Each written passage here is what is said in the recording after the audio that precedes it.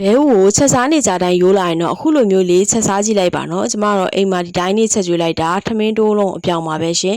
အရင်ဦးဆုံးငနီတူကြောက်ကလေးကိုရေလေးနဲ့2ထပ်3တက်လောက်ဆေးပြီးတော့အခုလိုစကားလေးနဲ့စစ်ထားပေးလိုက်ပါမယ်ရေစစ်ထားတဲ့ငနီတူကြောက်တွေတဲကိုချုံမုတ်လေးစားလေးထည့်ပြီးတော့အရှားသားလေးစိတ်ဝင်အောင်နေထားပေးလိုက်ပါမယ်ပြီးရင်တော့ဘဲဥလေးတွေကိုလည်းပြုတ်ထားပေးလိုက်ပါမယ်ကတ်မှာဆိုလို့စားနဲ့ရှာလက်ကားကြီးထည့်ပြုတ်ပါတယ်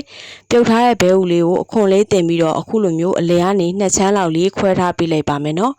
ပြီးရင်တော့ရုံးမနေသီးလေးကိုလည်းအခုလိုမျိုးရေဆေးပြီးလှီးထားပါမယ်ငြုတ်သီးစိမ့်လေးလည်းလှီးထားပါမယ်ဒီနေ့ကတော့ကြက်သွန်အဖြူနီတွေခွာတာထောင်းတာအချိန်ကြာကြီးစီတက်တာမလုပ်တော့ပါဘူးအမေကြီးဟင်းချက်နှစ်မုတ်နဲ့မြင်မြန်ဆန်လေးချက်လိုက်ပါမယ်ဒီအမေကြီးဟင်းချက်နှစ်မုတ်ထဲမှာလေကြက်သွန်အဖြူနီတွေမကဘူးနနွင်းရောအရှောင်းတွေရောပါထားပြီးသားပါနော်စီပူရာနဲ့နှစ်ထုပ်လေးဖောက်ထည့်လိုက်မယ်ကျမကတော့အနှစ်မများစားခြင်းတဲ့အတွက်2ထုပ်လောက်ဖောက်ထည့်လိုက်ပါတယ်ကဲဇွန်းလေးနဲ့3-4စက္ကန့်လောက်မှွေလိုက်ရင်ကိုဒီမှာအနှစ်လေးရလာပါပြီ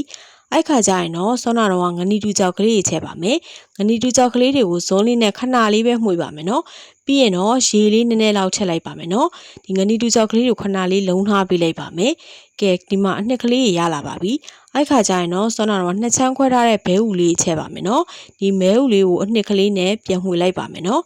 ပြီးရင်ရေလေးကိုဘဲဥမြုပ်လောက်ထည့်မယ်စားချုံမုတ်လေးထည့်ပါမယ်နော်ချက်ကလည်းတော်တော်လေးကိုလွယ်ကူမြန်ဆန်လို့ရုံးသမားကြောင်းသမားတွေတော်တော်အဆင်ပြေပါတယ်ကဲခဏကြာချကန်လေးတွေမှာတော့ရုံးနေသီးလှီးထားလေးထည့်မယ်မကြီးမဲ့ရေဖြော်ထားလေးလည်း2စွန်းလောက်ထည့်လိုက်ပါတယ်နော်ပြီးရင်ငြုတ်သီးစိမ့်လှီးထားလေးထည့်မယ်မစလာလေးလည်းအုပ်ထားပေးလိုက်ပါနော်ဇွန်းလေးနဲ့မှွေထားပေးလိုက်ပါမယ်ရုံးနေသီးလေးနုံးသွားပြီဆိုရင်တော့ချလိုက်လို့ရပါပြီကဲအခုဆိုရင်တော့ထမင်းကိုအရမ်းမြိန်နဲ့ဘဲဥငနီတူချင်းစံဟင်းလေးရပြီပေါ့နော်အမေကြီးဟင်းချက်နဲ့မုံနဲ့ချက်ထားတဲ့အနှစ်လေးကိုကြည့်လိုက်ပါနော်လုံးဝကြက်သွန်ဖြူနီနဲ့စီသက်ချက်ထားတဲ့အတိုင်းပါပဲအနှစ်တရလည်းအများကြီးရပါတယ်ကဲဒါကတော့အိမ်မှာချက်ပြတာလေးကိုဝင်းမျှပေးတာပါနော်ကြည့်ရှုသူတွေအားလုံးကျေးဇူးတင်ပါတယ်ရှင့်နောက်နေ့လည်းနောက်ထပ်ဗီဒီယိုနဲ့တူပြန်လာခဲ့ပါမယ်နော်